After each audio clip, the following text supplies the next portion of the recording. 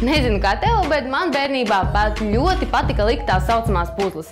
Kā tagad atceros, ka lielākā puzle, ko esmu salikusi, sastāvēja no 5000 gabaliņiem. Kā saka, aug meitiņa, aug viņas kleitiņa. Tieši tāpat arī ar puzlēm.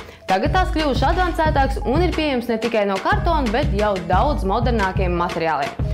Jaunākā no šādām puzlēm ir 3D kristāla puzle Flash Apple. Atšķirībā no parastās puzles, pirmkārt, tā ir nevis no kartona, bet no caurspīdīga plastikāta. Otrkārt, puzle ir nevis attēls, bet gan reāls objekts. Un treškārt, šī ābola puzle ir aprīkota ar Motion Activated LED.